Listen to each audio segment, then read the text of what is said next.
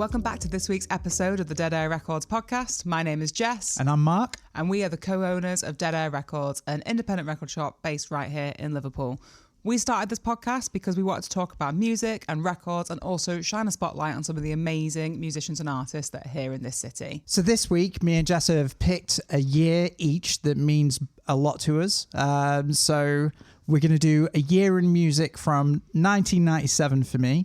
And I've picked 2007. And we have picked the best. I don't know if we'd say the best, but the albums that meant the most to us through that year. Mark thinks the year 1997 is the best for albums. I think the year is 2007. So we're going to go head to head, share some of our favourite albums that bookmark that decade. I think it's obvious that I have the best year. And I think it's obvious that I do as well. And then, yeah, it'd be great to hear what you think the best year is for music. If you think who wins this battle, is it 2007? Is it 1997? Pick your winner. Coercion. And share with us some of your favourite albums too. So, shall I begin? Yeah, go for it. Great, thanks. I'll start as I mean to go on. The winner prevails. Really? Yeah, well, it might get ugly. So I'm kicking us off with an album that's a personal favourite of mine. Go on. This is Bloc Party's A Weekend in the City. This was released on the 24th of January, 2007. Early in the year, kicking us off strong.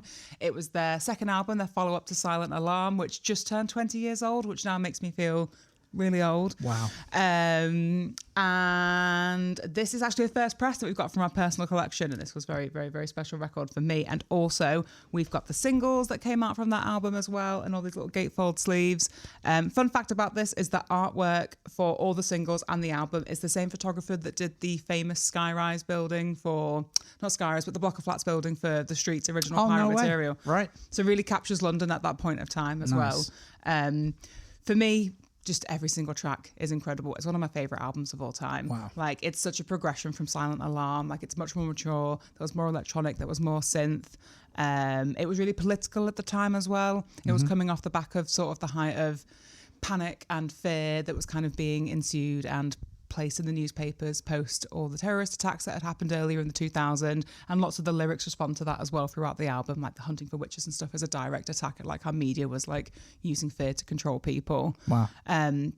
But yeah, it recently got a repress, so you don't have to get your hands on a first press, you can get your hands on a repress. That came out in 2024 on green vinyl. But yeah, favourite album for me of all time. Definitely check out, I mean, if you don't know it already, Hunting for Witches is an amazing song on there. The Prayer, Uniform, they're the best ones. And so you feel like that's the better album over Silent Alarm?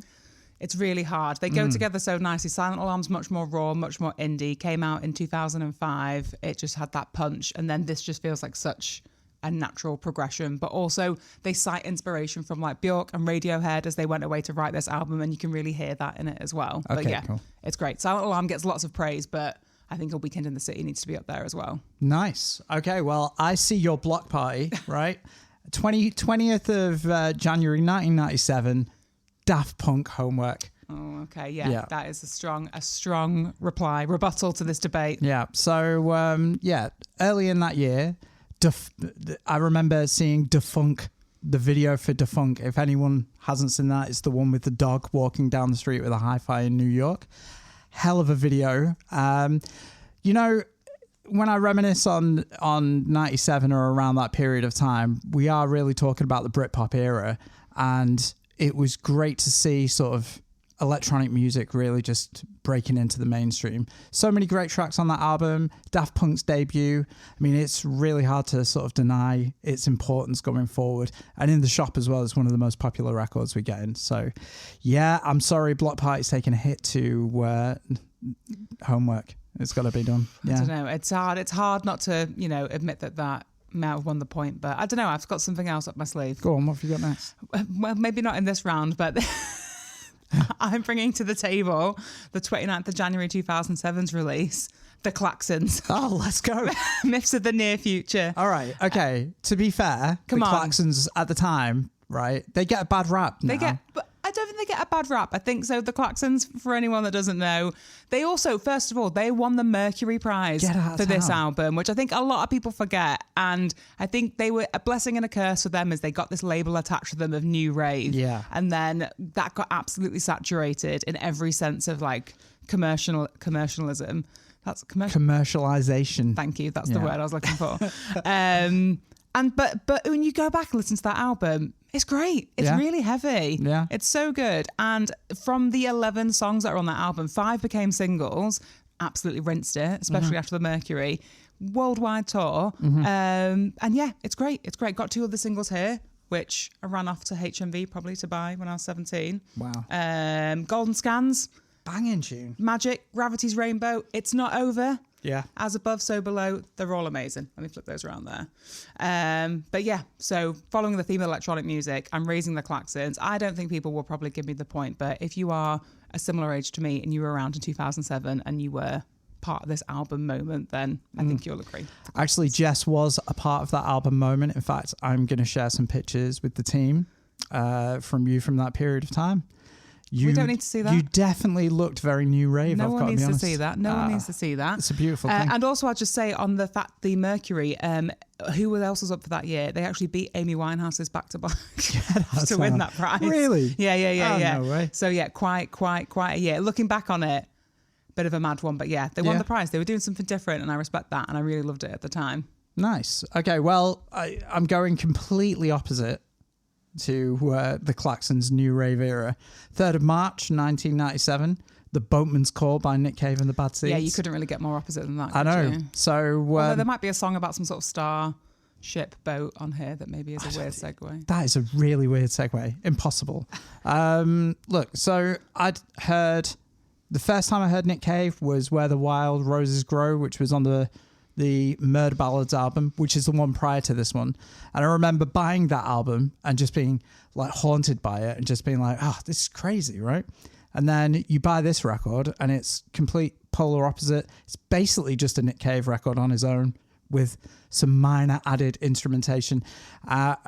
Mick Harvey said at the time that he wondered why the rest of them were even there. It was in the breakup. Oh my God. He was just like, why are we even here? Do you know what I mean? Like, it's just Nick Cave and a piano, basically. And awkward for the Seeds. It comes following the breakup of him with PJ Harvey. So it's a very forlorn, gothic, sad album. But yeah, it's a classic. Now I think that's widely regarded as like probably his most popular album. So, and is it your favorite Nick Cave album? It's not, but it is right up there. I like some of the more wilder stuff. So yeah, Murder Ballads all the way. But yeah, so yeah, Klaxons versus Boatman's Call is a tricky one. Let's look at the whole years or the years as a whole rather than just making me go versus Nick Cave and the Bad Seeds. I'm telling you, your next one better be a good one because the one I'm following up with is huge. Okay, all right. Well, I think it is. And I think also I might win this. So the next one that I've gone for is Arcade Fire's Neon Bible, released on the 5th of March, 2007. Also very fortunate. This is from my personal collection. This is a first press as well. Yeah. This album was recorded in a church in Quebec, hence the name Neon Bible. And yeah, just an incredible album. So many hits on here. The way it ends as well with My Body is a Cage, just a beautiful play out on the album.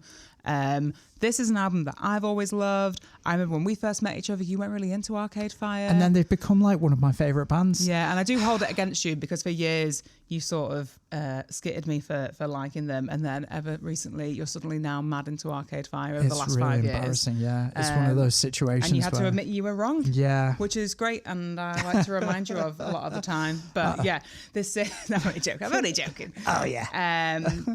But yeah, no, just an incredible album. I'll just open it up there as well so you can see some of the artwork inside. Yeah, just hold a really special place for me. I think it really encapsulates that time as well. But yeah, I love it. Neon Bible, Arcade Fire, What Have You Got? It's probably not better than that. All right. Okay, so I have OK Computer, released the 21st of May, 1997. This is a beautiful first pressing. It's probably one of the jewel in the crowns of the collection at home. Beautiful. I can't really say what is there really to say about this album. I mean, hasn't already been said. Yeah, I mean, it's like widely regarded as a top 5 album of all time. Like, I remember when it came out that year. I was begging my parents to let me go to Glastonbury 97, they had... that 1997 Glastonbury lineup goes down in just Glastonbury history as one of the biggest lineups ever. Because it was the best year. No.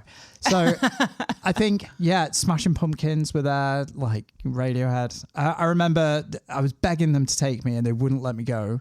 So they took me to my grandma's for the whole weekend. Wow, what a great plan B. Yeah, it was great. Also, were you begging to go to Glastonbury on your own at the age of 16? They should have let me go. They should have let me go. I think they did the responsible choice. So I went to my grandma's and I did the right thing of just secluding myself in a room with a pack of tapes and recording all of the coverage on the radio. And so I heard Paranoid Android for the first time, which got released pretty sharpish after that. Wow. I mean, it goes without saying it's an all-time classic.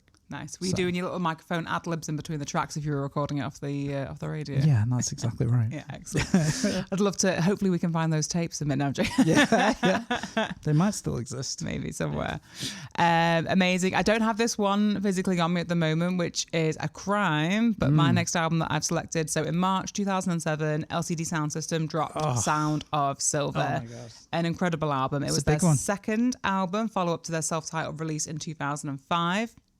I didn't actually know this until I was looking back into this album for this podcast, but James Murphy covered the entire studio in tinfoil and silver fabric throughout the recording because he wanted it to sound of silver. He was like, how can I get this silvery sound out of this album? And he says like the first album for him sounded beige. Really? Which I think is a great description. Brilliant. Although I wouldn't call it beige, but he's probably thinking beige. Yeah. So and when you listen back to it, it is so metallic, like the 16s on the hi-hats, the way that it's kind of like all going through a really tight space when you're listening to it, especially in headphones. But yeah, it's got disco in it. It's super electronic. It sat perfectly at the time in between like the indie scene that was happening and the electronic scene. And obviously like a lot of what I'm going through in these albums is like 2007, so it was peak of the indie sleaze area as well. But yeah, an amazing album. No skips, 56 minutes. Makes a perfect driving album as well. As I discovered yesterday on a re-listen. Great driving album. And also it was at the time where like music was just sort of like picking up in its like distribution through the internet. And I remember like that album particularly like crossing lots of genres and crossing lots of like people that were into different music. But yeah, that's why I've got Sound of Silver, LCD Soundsystem, a banger. Okay, well, next up I have on the 16th of June 1997, Spiritualized, Ladies and Gentlemen, We're Floating in Space. That's a beautiful album. Oh, it's a great record, Jess. Obviously, when it was originally released, it was a blister pack. So it was released like kind of like this, but like actually had foil on the back and everything. Oh, wow. So they're hard to come by. They don't really come by that often. Yeah, and I'd imagine like to keep those preserved in it like a blister pack is really hard, really easy to split. Yeah. So to find one still in good condition, that must be really, really difficult. Really difficult. So yeah, I love this album. It means a lot to me, actually, this record. It kind of is a breakup record. We could have included it in the breakup. Yeah. Jay Spaceman, who's the lead singer. He broke up with his partner, who was a member of the band, and she had left him for Richard Ashcroft from The Verve. And it's just full of heartbreak. It's a proper heartbreaking record. So, but yeah, I think undeniably great record, and one that means a lot to both of us. So it's a very beautiful album. Yeah, and also we a while ago we were fortunate enough to be invited to talk about the Record Shop on Hugh Stevens' show as part of the Record Store tour, and they asked us to pick a song, didn't they, to play out the interview, and we picked Ladies and Gentlemen, We Are Floating in Space, and it's super beautiful. It was nice to kind of like occupy 3 or 4 minutes of BBC Six Music's radio station with that track. It was really nice. It was good. So who do you think's winning so far? Me, obviously. Yeah. OK Computer, Spiritualized. Klaxons, did you not hear? Let's go. What have you got? Do you know what? I'm going at the end of this. There are obviously some more incredible albums from 2007 that I'm not going to mention, but I'm going through the ones that were very important for me at the time. Yeah, totally. Again, similar to the Klaxons, I think people are going to rip me for the next one, but I think it stands up. Go on. This is Enter Shikari, Take to the Skies. There is nothing wrong with that. Enter Shikari are brilliant. They're brilliant. Yeah. Right, and this is why. Make the case, Jess. Right. During 2003 and 2004, they released 3 demo EPs. I remember everyone trying to like download those singles, legally or illegally. I'm not going to, allegedly. And people trying to get hold of them, and it was near impossible. And everyone was waiting for the album. They were one of the first bands to like sell out the London Astoria as an unsigned band. That's incredible. Yeah, think about that. 2,000 people. There's only a handful of bands to have ever done it, including The Darkness, and obviously they had a big thing at the time as well. But yeah, it was a massive thing that they were able to pull such a crowd as an unsigned band.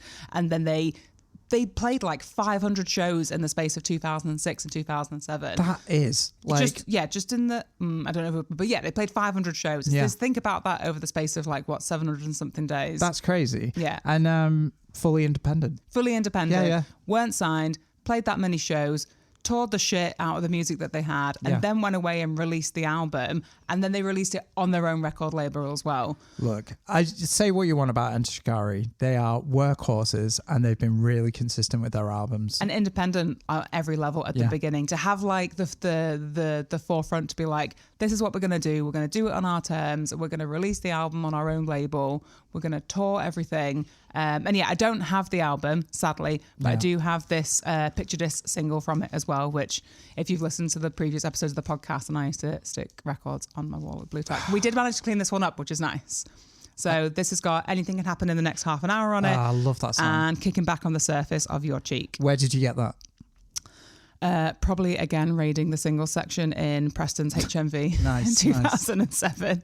Shout out to Preston's HMV. Is it still there? I don't know. Are you still there? Are you out there? Are you out there? And yeah, their label is Ambush Reality. So yeah. But yeah, great album. Again, an amazing re-listen. I feel like I've just been reliving my teenage years whilst we prepare for this podcast, but it's great. I love that album. It's so nice. Well, you mentioned your Mercury Award winner from 2007. It was the Klaxons, just in case anybody needs a recap on that. It beat Amy Winehouse's Back to Black. Crazy. I'm anyway, still reeling from that, to be honest. So 23rd of June, 1997, Mark got into drum and bass with Ronnie Size Represent New Forms, right? So this, at the time, it was live drum and bass. So it was like full live band, and I remember it just knocking everything else out of the park. So I was going out to like rock nightclubs and all of that in 97, right? I was going to all these rock nightclubs thinking I was dead cool. Rock nightclubs. But the real cool kids were going to like drum and bass nights. Oh. And I was always like, what are they doing? What are those cool kids up to? Yeah. And then I remember getting introduced to this record and just thinking, well, that's just blown everything else out of the water. I've never heard anything like it. So, this album won the Mercury Music Award. It's just a killer from start to finish. And I got to meet Ronnie Size Represent when I played at Glastonbury. Oh. I have to drop that in there. Wow. Yeah. So he didn't want to speak to me, by the way. I love how you were like, I'm going to tell a really cool story with no details, and then I'm going to back it up with he didn't want to speak to me. He didn't want to speak to me at all, but he was polite. So, nice. But yeah, this is 20th anniversary edition. Nice. It's a stunning record. If anyone hasn't heard this record, which I'm sure most people have heard this record, but if you haven't, please check it out. It's such a cool... What's it got on the hype sticker? What does it say that it includes as the anniversary edition? So it's 14 tracks remastered, a 4,000 word sleeve note by Joe Muggs, who's cool. And then, download codes and CD version and everything. But there's been multiple versions of this. Like Ronnie Size redid it, I think, in 2008, New Forms 2, which was actually like a completely different record. It sounded completely like a complete different. new piece of work. Yeah. And then there's the 20th anniversary version of it. And I mean, just an amazing record. And like at the time, how you were saying like there was rock clubs and there was these like drum and bass nights. And did you think there was like a really clear like line between those two genres and those two scenes? But were there bands in between that were crossing those things over? Not really. Or did it just feel like that's that? Yeah. But then there is so much crossover in the heaviness of those two genres. And like totally. There's so many bands that kind of like blend those elements together. Both a great night out, right? Yeah. And that too. Yeah. And I feel like the live element of it. Yeah. So you go and see them and it's live drummer, live bass guitar, full guitars, and yeah, it was just really incredible and really unique for its time. Came out of Bristol and just absolutely dominated. So, brilliant.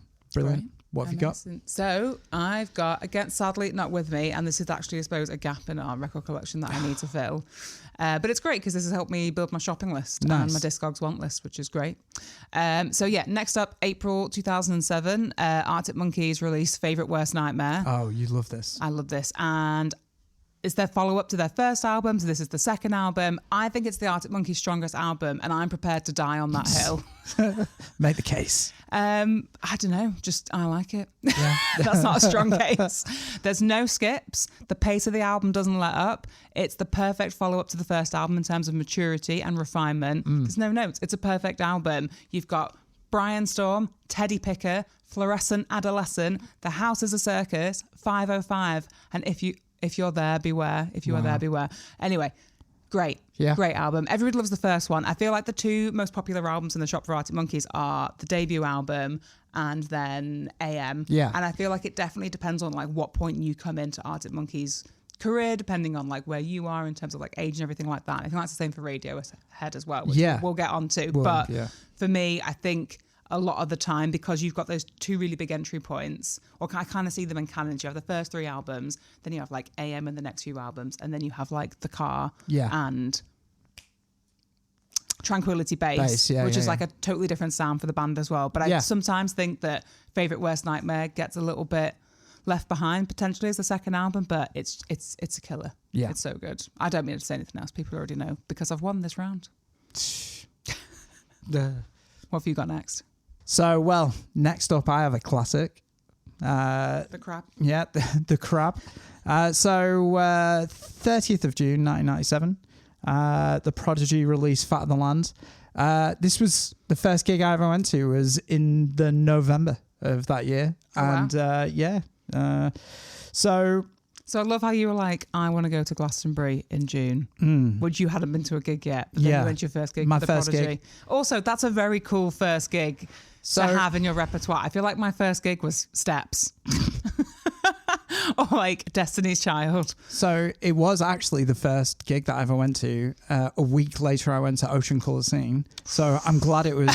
That's a really tight race. I am not skitting Ocean Colour Scene. They have some bangers as well, but they're not on this list at all. But yeah, the Prodigy Fat of the Land. R.I.P. Keith Flint died recently. Yeah. I say recently, it's probably a few years back now. Yeah, but still recent. Yeah, and it's just a tour de force, basically. One of the heaviest records. And, the more I think about it, the more I see, like, electronic music was a massive part of my life.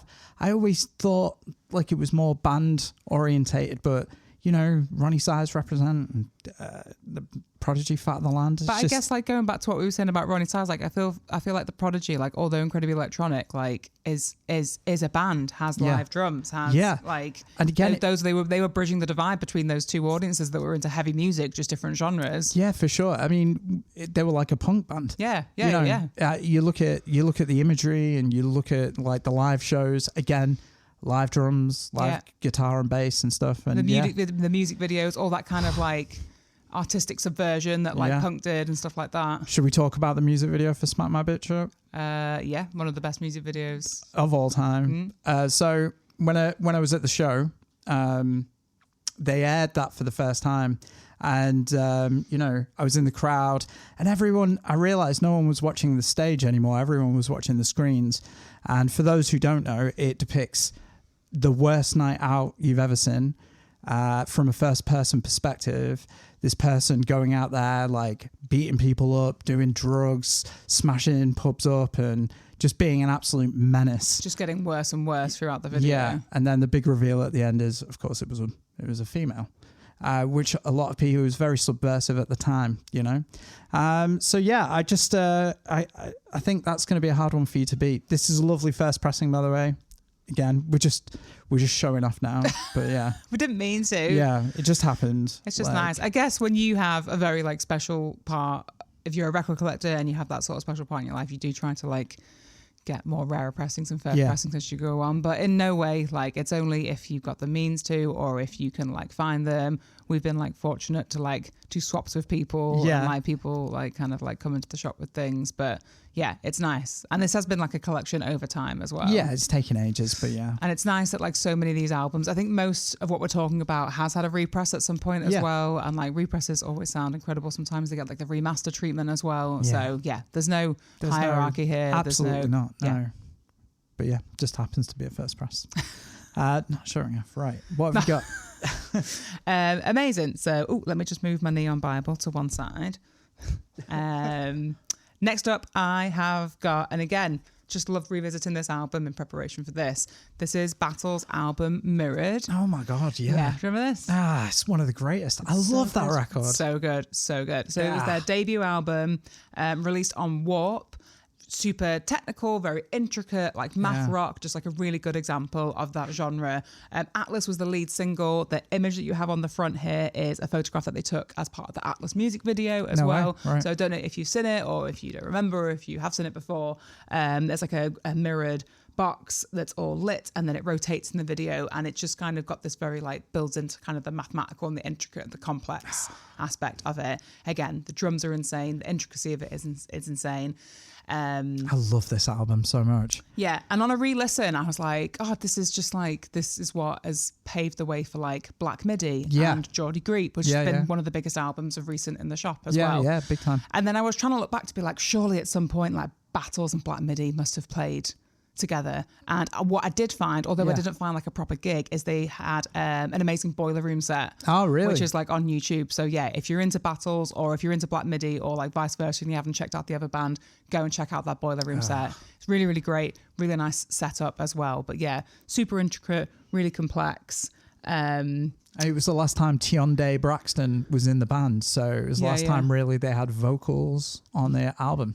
Yeah. But yeah, a real high point. I love that. It's so nice. My God. We've not even opened this. No, I think it's still sealed. Oh my God. That's criminal. Awful. Yeah. Yeah, I remember that coming out. I'm starting to lean towards your 2007, to be honest. Thanks. I knew I was right. We've still got some to go, but like, it's strong. Yeah. It's strong. It's but I mean, you've got some bangers in yours as well. Yeah, so well. I love how we've hit the niceties of this battle before we go all out for like who's the winner at the end. I just like listen to the ones you're pulling out and I'm like, I was a big fan of them. Yeah, that's a really good album. Oh my God, right. All right, what have you got next? Finley Quaye. Wow. Maverick of Strike. An incredible album. Yeah, really, really good.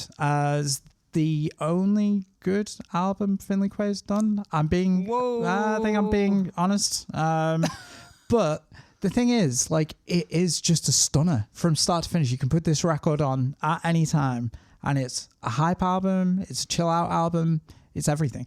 I love this record, and it's one of the so at the time I got the CD for Christmas from my dad. Nice. My dad, I didn't know who Finley Quaye was, but my dad had done some research and was like, maybe you'll like this song. Oh, that's so sad. I know, so yeah. Nice. And I remember listening to it for the first time, and like, you know, it opens with Ultra Stimulation. Oh wow. And it's just an absolute. What an opening track for an album. So good.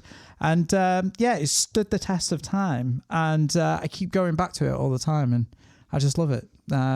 He was related to Tricky. So, yeah. And it's just a really good, fun album. And when I tell you the tracks off it, it's Great When We're Together, Ultra Stimulation, amazing. Sunday Shining, Even After All, like Your Love Gets Sweeter Every Day. It's just banger after banger. It's just such a solid record. So 97. That was released on the 6th of August. That's where I'm up to. Nice. What a great like summery album as well. I feel like every time like spring starts to bloom, like that album comes onto our playlist, or like it's in the car, or like it's just a really nice album. It's a really cool record. I love it. Yeah. Lovely. Finley Quaye, Maverick of Strike. Very nice. Well, to kind of like take a bit of a gear change, that was a very chilled album, very nice, very relaxed. I am bringing to the table 11th of June 2007, Justice. Oh my God. Cross, Justice, the symbol, however you refer to it, it has multiple different ways of being referred to. But yeah, their their debut album. So yeah, by French electronic music duo Justice. I didn't know this, but there's around 400 micro samples on this album. You're joking. It's just like insane. And because there's only a couple of credited samples, but like the micro samples aren't credited obviously because the list would be insane. But you've got everything on there from like Prince, Britney Spears, Madonna, Slipknot. What? 50 Cent, Boney M, just everything across. And it could just be like a little bit of a hi-hat or a little bit of a vocal and then flipped, reversed and transported into another way. But I love it. An incredible album. It's a concept album. They wanted to make an opera disco. No way. And that's what they wanted to achieve from it, which I just love the idea of like a disco opera. Yeah.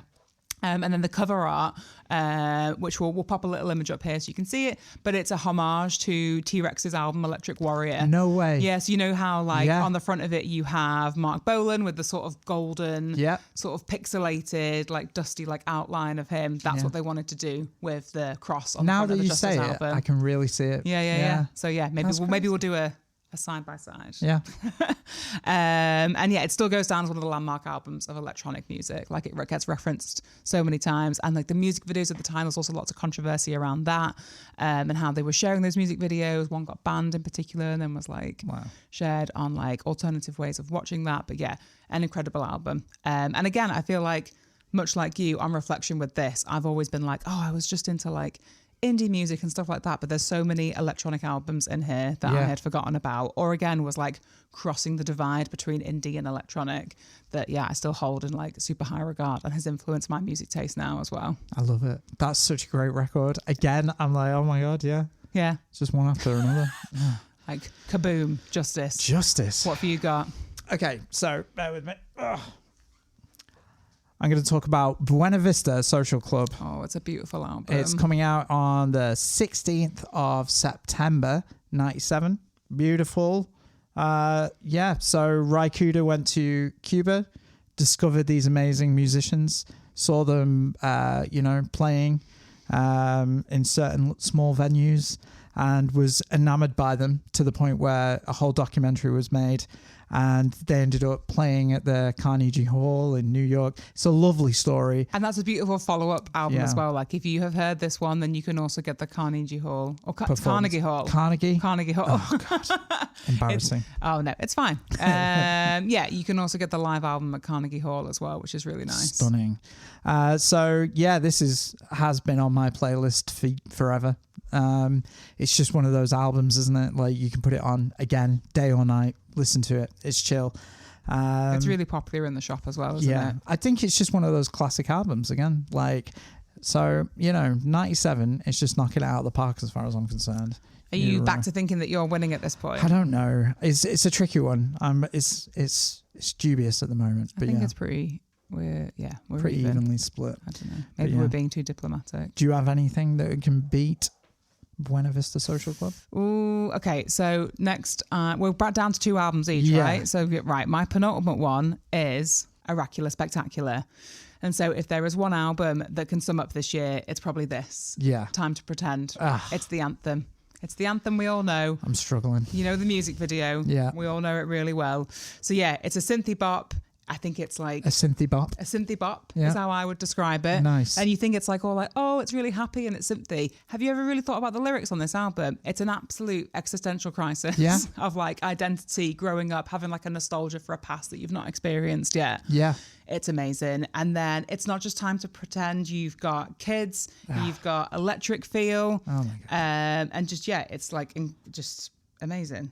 I love it. It really sums up that period of time. Like you were saying about Klaxons before. Yeah. Klaxons, Justice, MGMT. And then you've got, I feel like we've gone across the landscape of like really electronic, really indie, and then all these bands that were kind of sitting in between. And I was actually looking at their references and they reference like Talking Heads and also Orchestral Maneuvers in the Dark as well. Right. So I think that's really interesting in terms of like what those different sounds were being brought in at the time. Recently, I saw videos of them performing outside their school to like... Oh my God, to like 10, 15 people or whatever. They're at like college or something, aren't they? They're just jamming out in like the square at the back of the uni building. And then they've interspersed it with them playing like at festivals and stuff. Yeah. And I'll be honest, like even back then, like when they were playing to next to no one, like it was obvious they had hits. It Do you know sounded what I mean? great. Yeah, I think there's one that's out there that they're like playing in like the square at the university building, and Yeah. they're playing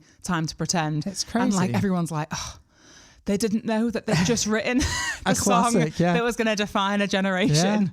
And yeah, I think it's crazy when you see those things and what it's gone on to be as well. Every time I start that record and play it, it takes me back to that period of time. It's so nice. Yeah, for me, it's maybe it's what they're wearing, maybe it's aesthetic, but for me, it's a proper time travel record. Yeah. I love it. Awesome. Okay. All right. Okay.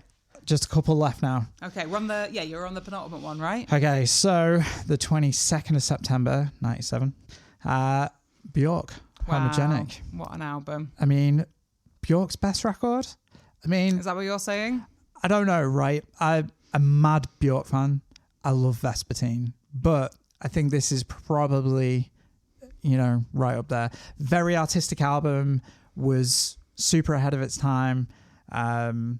Tracks like Bachelorette, Hunter, and All Is Full of Love. Oh, wow. Just kills me off. I just think if it's not the best one, it's very close to being the best one.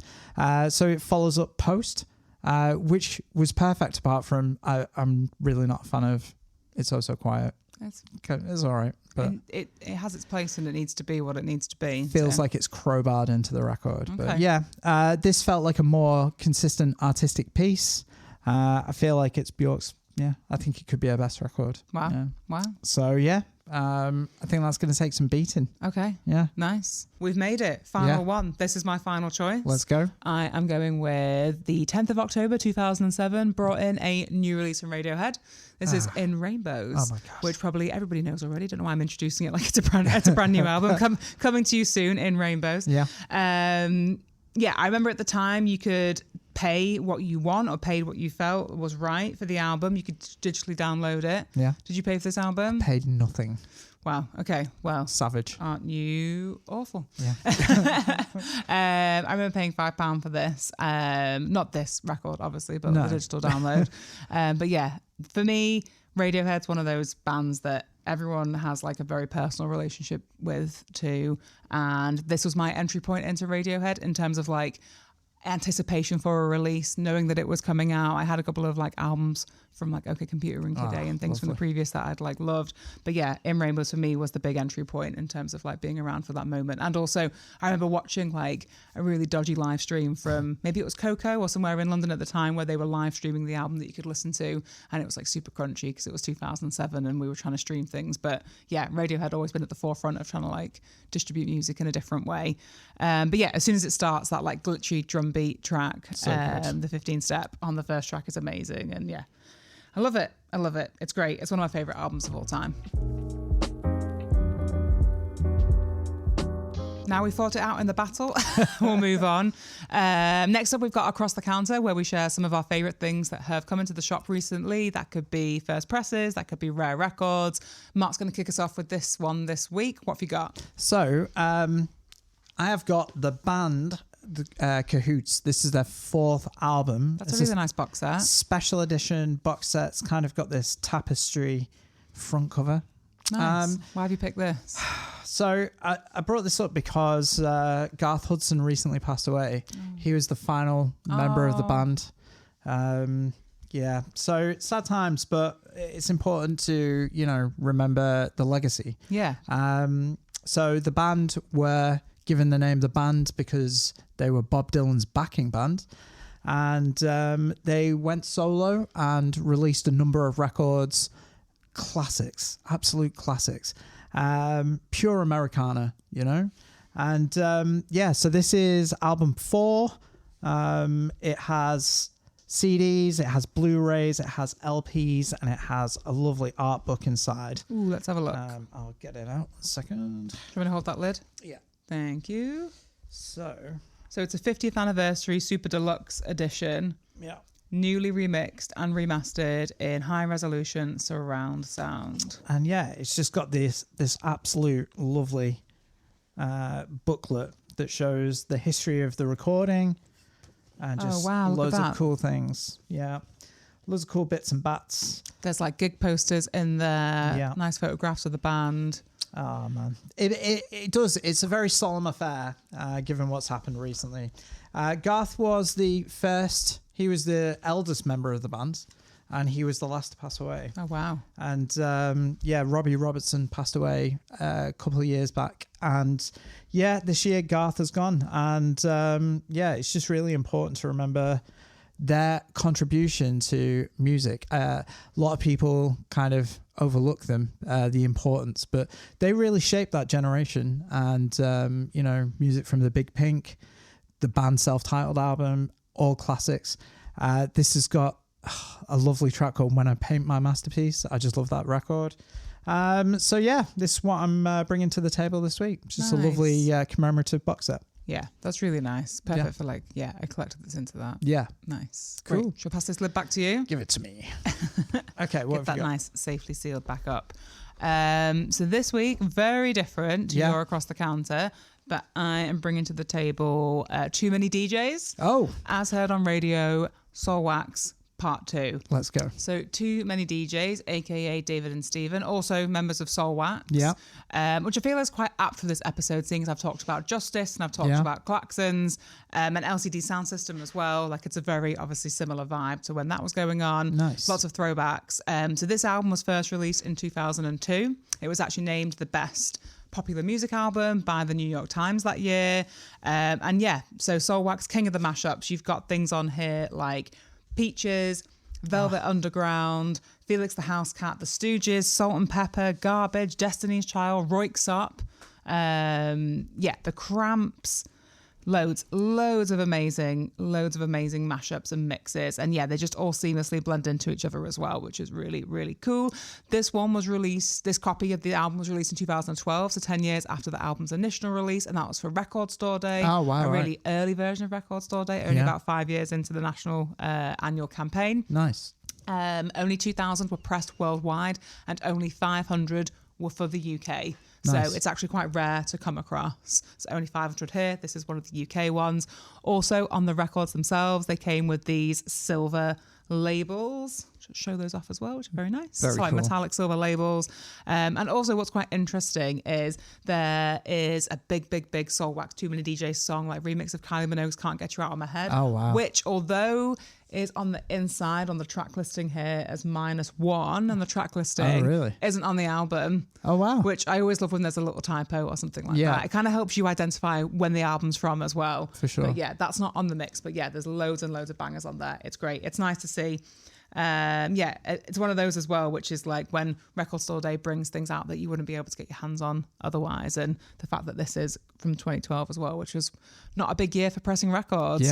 Like, not many records were being pressed in the 2010s, so it's interesting to have this. And one of 500 in the UK, one of 2,000 worldwide. Wow, great album. That's awesome. So I'm going to talk about the Beatles. Oh, wow. I mean, we're in Liverpool. I guess it has to happen. Haven't heard of them. Yeah. But why? No. But in all serious, though, like, why have you brought these to the table? So I just thought it'd be really interesting to go over some really early pressings and talk about the struggle that is trying to figure out what pressings Beatles records are. Maybe. And obviously part of what we do at the shop, like most of the records that we have in here are secondhand. They've been pre-loved. They're from previous collections. So we have to like track them back and date them and condition grade them.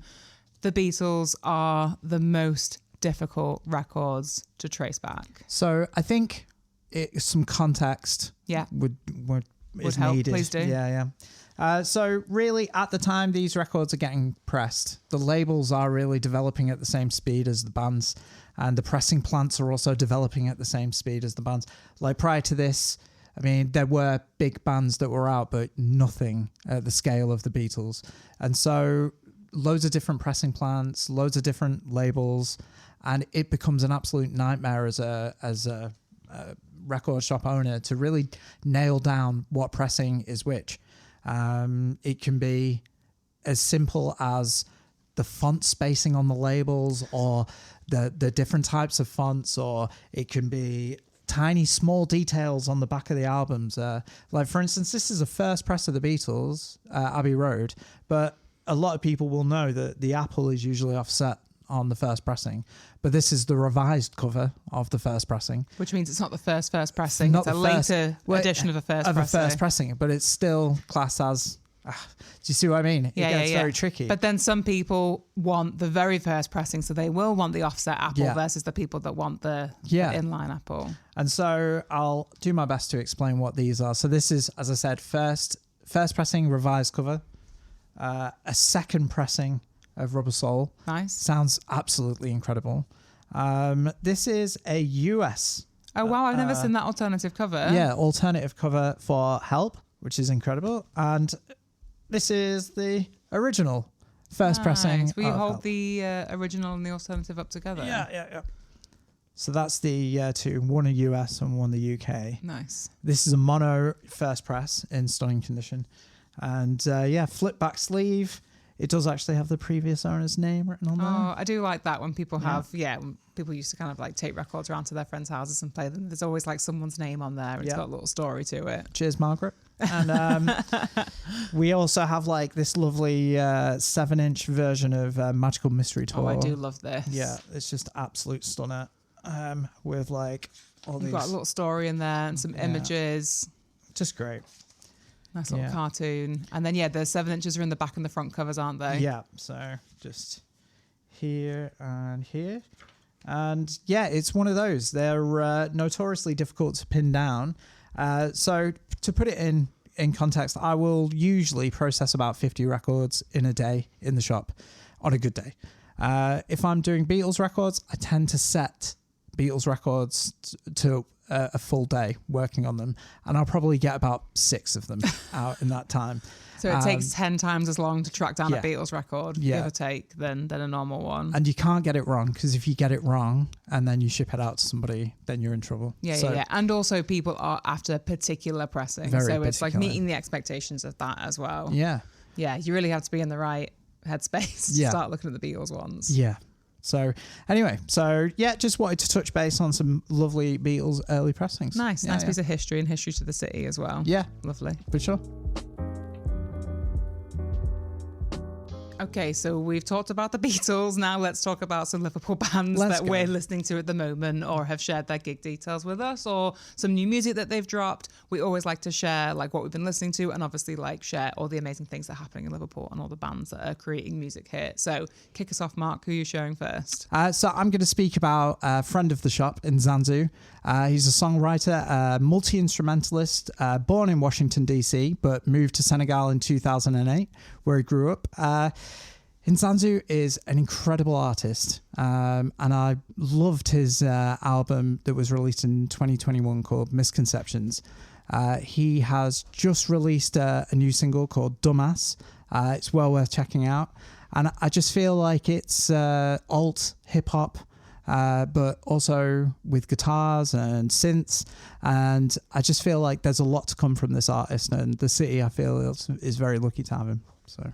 Great. I've been listening to an artist called Salwa B. She is a 21-year-old singer-songwriter and takes musical influence from Aretha Franklin, Dua Lipa and Olivia Dean. Nice. She's just brought out a new single back in October, so a couple of months ago, called Wildfires. I really, really, really love that song. I love that, yeah. It's so nice. It's so good. It's great. Like, the production on it is amazing. Salwa's got a great voice, great songwriting, and I love how she shares her demos and her process on her social media as well. So you always kind of get to hear the track before it's finished, which is really, really good. But really loving that at the moment. There's only a handful of singles out there to go and listen to, but go check it out. Salwa B. It's called Wildfires, and we'll add it to our playlist as well that we share in the show notes of the episode and also on our website too. Yeah, when listening to Salwa, I just thought, what a fully formed artist at such a young age, and just that track in particular and the video and just everything, I thought it was just really well rounded. Really good. Completely. Yeah, the quality of it is so high all the way around. Okay, well, I'm going to speak about Olvine. So it's not often that we get to really talk about jazz in the local scene, but oh my God, Olvine are just incredible. I've been really enjoying Brady's Caravan, the EP that they released in 2023, and it was recorded at Quaye. Oh, nice. Which is incredible. Yeah. And they released a single in 2024 called Star Cruiser. And it was recorded at the Lightning Cave, which is a specialist recording studio in Liverpool down on the docks that does like tape-to-tape reels, which is really good for this kind of artist, you know. For fans of modern jazz, I would say like Surprise Chef. Nice. If anyone knows Surprise Chef, very cool. It's got a little bit of like Afro beat in it as well, which is cool. It's just a really interesting thing for the city to have is like local jazz artists, and I don't feel like they get shouted out enough, so really cool. Check out, if you can, the YouTube video, The Ballad of William Thompson, recorded live at Quaye. Just stunning. So that's my shout for the afternoon. So we're going to talk about some gigs that should be on your radar. I'll start. On the 21st of February, Last Nubes play the Casimir Stockroom as part of their UK European tour. They are shoegazy. They're from Miami. In local support, you've got Steel, a female-led three-piece from Liverpool who blend alternative and post-punk with spoken word. Great for fans of like Dry Cleaning, the Pixies, and English Teacher. All great. Alongside Silk, who are a loud, shouty, all-female three-piece from Liverpool. Tickets are available through Fat Soma. That's going to be really good. That's going to be amazing. That's a really good, perfect lineup. I think we'll go to that. Yeah, completely, definitely. Next up, so Cloth and Quaye are doing a fundraiser for Artifact on the 27th of February. For anyone that doesn't know, Artifact is a coffee shop, furniture shop, DJ space, like gig venue, super independent DIY. Recently, they've been battling with like their electricity supplier over a bill and trying to like sort that out. Then the company have turned around and basically cut them off completely. You're joking? No, and then slapped them with like a £10,000 recharge fee. What? Which is insane. Not a reconnection fee. So unfortunately, Artifact are temporarily closed, and they're trying to fundraise to kind of solve that problem, which is a huge temporary loss to the city. Yeah, big time. To try and help and support that and like get them back up and running. There's a fundraiser going on. So that's happening at Quaye on the 27th of February. It's got a really great lineup. You've got Hunky Dory, Gladness, European Taxis, and also Little Fairy Things. And then there's some music in between acts from Buena as well. Tickets are £10 to £12, and that's happening at Quaye. And yeah, best place to find your tickets is if you go to Artifact's social media. And then speaking of Quaye and fundraisers as well, Quaye are sort of coming to the end of their gig program now in the next couple of months. Wow. And so, yeah, Quaye is an amazing independent venue down on Love Lane in Liverpool. They are actually being a little bit forced out of their home because they're building apartments down there.